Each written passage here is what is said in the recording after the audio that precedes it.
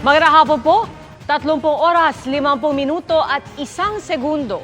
Ganyan po katagal ang traslasyon ngayong taon. Pinakamahaba po sa buong kasaysayan ng Pista ng Poong Jesus Nazareno. Alas 10:50 ng umaga, nakabalik ang andas sa Minor Basilica National Shrine of Jesus Nazareno o Quiapo Church. Binalakmang itigil pansamantala. Porsigido ang mga deboto na ituloy ang prosesyon pabalik ng Quiapo. At nakatutok si Bernadette Reyes.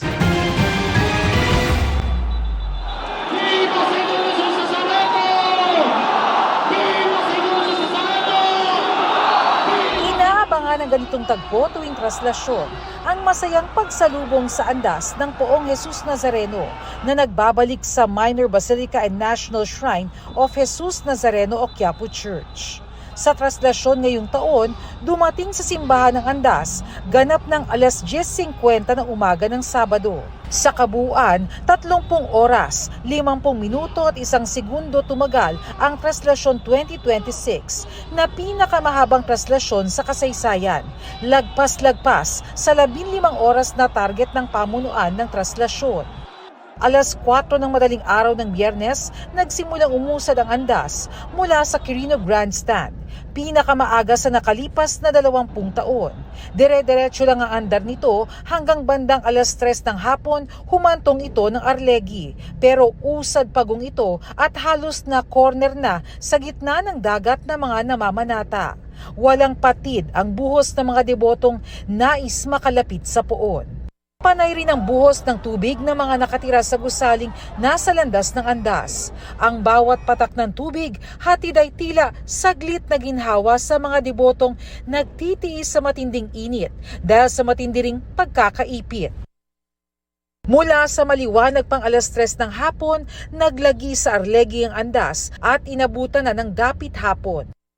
At sa gitna ng hindi pa rin mabawasang bilang ng mga deboto, pasado alas 8 ng gabi na nakaalis ng Arlegui ang andas patungong Fraternal. Mag-aalas 10 ng gabi, biglayang bumilis palabas ng Vergara Street at nasa Duque de Alba Street na pasado alas 10 ng gabi.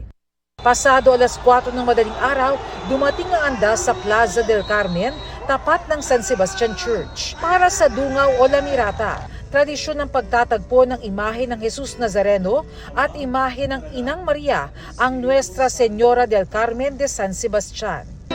Inanunsyo man ng Quiapo Church na pansamantalang ititigil ang traslasyon at ilalagak muna sa San Sebastian ng Poon para sa pagkakataong makapagpahinga, kalaunay hinila ng mga deboto ang andas para ituloy ang prosesyon. Mula San Sebastian, binaybay ng andas ang Bilibid Viejo Street mag-aalas 6 na umaga hanggang inabutan na ng liwanag ang traslasyon. Pasado alas 7, patuloy nitong binaybay ang ZP de Guzman Street. At nakaliko na ito sa Quezon Boulevard pasado alas 8:30. Pagpatak ng alas 10 ng umaga, nasa kanto na ng Palangka at Villalobos ang andas. Nag-uumapaw ang mga tao sa landas ng andas. Mabagal ulit ang pag-usad nito at napupunta sa gilid kaya naantala ang pagtuntong nito sa Plaza Miranda na inabot na ng alas 10:40. Mula roon, tuloy-tuloy na ang usad ng andas.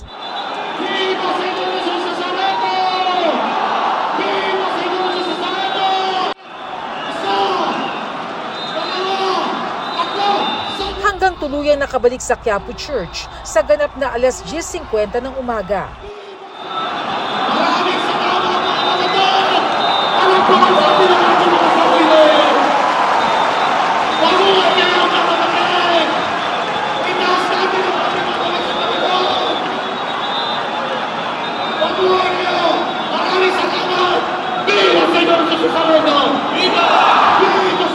Para sa GMA Integrated News, Bernadette Reyes, nakatutok 24 oras. Sa ika-24 na oras ng traslasyon o pasado alas 4 ng madaling araw, naganap ang tradisyon ng dungaw sa San Sebastian Church. Doon po nagdesisyon ang pamunuan ng Quiapo Church na ihinto muna ang prosesyon para makapagpahinga ang mga tao. Bagay na hindi sinunod ng mga deboto. Balikan po yan sa pagtutok ni Bea Pinlac.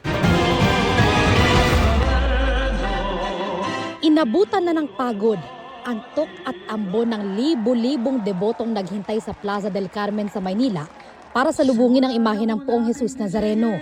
Mga kapuso, mag-aalas 12 na ng hating gabi, ganito pa rin ang sitwasyon sa labas ng Minor Basilica and Parish of San Sebastian sa Maynila. Napakarami pa rin pong deboto ang naghihintay dito at nag-aabang para masaksihan ang tradisyonal na dungaw.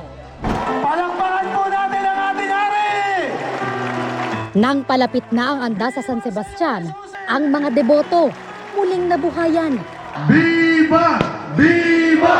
Viva! Pasado alas 4 ng madaling araw ng Sabado, idinaos ang lamirata o dungaw ng imahe ng Nuestra Señora del Carmen de San Sebastian sa pagdaan ng anak na si Jesus Nazareno.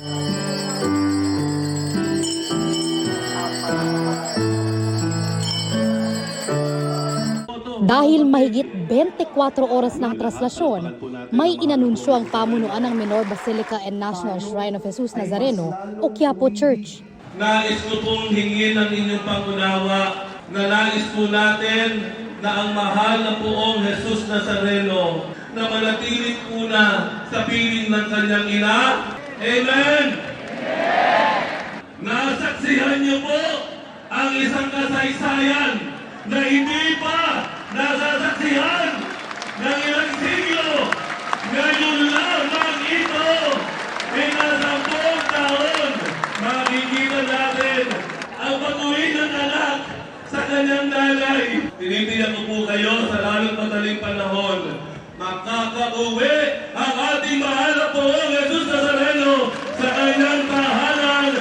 Ayon sa pamunuan ng Quiapo Church, desisyon ng iba't ibang ahensya sa Nazareno 2026 na pansamantalang itigil ang prosesyon para sana magpahinga. It's been 24 hours already and medyo nadideplete na rin, nahihirapan na rin po to cope up physically. Their hearts are there, their spirits are there. But of course, the flesh, may limitations yan. We came up to the best option. This is a very spiritual activity. But we don't disregard the physical welfare of people. Makabuluhan din daw sanang magtagpo ang dalawang imahe sa ika-10 taon ng pagdaraos ng dungaw. Mahal na hari, doon muna po kayo sa inyong ina na aming ina. Dahan-dahan nang dinala ng agos ng mga deboto ang andas papalapit ng simbahan. Inihanda na ang imahe ng Birheng Maria sa pagsalubong sa imahe ng Nazareno. Pero biglang hinatak ng mga deboto ang andas palayo at patungo sa orihinal na ruta. Bagay na ikinadismaya ng pamunuan ng Quiapo Church. Talagang malakas ang agos at puwersa ng mga mamamasan at deboto. Dahil nakita na namin na talagang tumagilid na yung andas. Tila hindi raw kasi naintindihan ng mga deboto ang direktiba ng Quiapo Church, kaya nila ito sinuway. Maaring yung pagkakaunawa ng mga mamamasan ay hindi na ito ibabalik sa Quiapo. Kaya nagkaroon ng masidhing pagnanais sila na agawin yung dapat na ruta. Pero maliwanag yung panawagan ng pura, pansamantala lang naman yon in order to recover, in order to retreat for a while. Para sa GMA Integrated News, Bea Pinlac, nakatutok 24 oras. Sa ibang balita, 4 nang nasawi sa pagguho sa isang landfill sa Cebu City. Mahigit 30 pa rin ang pinaghahanap. Ang ilang kaanak nila nais ng pabilisin ng search and rescue operation. Mula sa Cebu City, nakatutok live si Alan Domingo ng GMA Regional TV. Alan. Yes, Ivan, 3 araw mula na mangyari ang landslide sa isang pribadong landfill dito sa Cebu City, nanawagan ang magkaanak ng mga taong nasa loob pa rin sa gumuhong istruktura na mapadali ang rescue operation. Dahil sa malakas na buhos ng ulan, itinigil muna kaninang tanghali ang search and rescue operation sa gumuhong landfill sa Barangay Binaliw, Cebu City. Ito'y upang masiguro ang kaligtasan ng mga naghahanap pa sa mahigit 30 trabahador na natabunan ng gabundok na basura. Pero para sa mga pamilya ng mga biktima, mahalaga ang bawat segundo, kaya nanawagan silang ituloy at gawing puspusan ang search and rescue operation. Si Mercy Lopez, 2 pamangkin ang natabunan. Ang babaeng pamangkin niya wala ng buhay nang ma-retrieve. Hinahanap naman ang kanyang lalaking pamangkin. Hustisya gud aning nga intaw nga kalas. Perting daghana ni apa intaw na buntis diri. Nanimpad pa ni nga buhi pa iyang bana. Umaasa rin si Emilinia Tamosa na mahukay agad ang pamangkin niyang 2 buwang buntis. Ang gusto na ko namo nga mahitabo nga maugkat na unta na sila kay mag 3 days na gud sila diha nga wala ginaugkatan, magsugil lang sila balik-balik diha og li balik-balik og lakaw-lakaw. Niingon sila nga mag-request sila og green, hantud karon wa pa man maabot ang green. Sa datos ng Cebu City LGU, 4 ang naitalang nasawi. 12 ang dinala sa ospital at mahigit 30 pa ang hinahanap.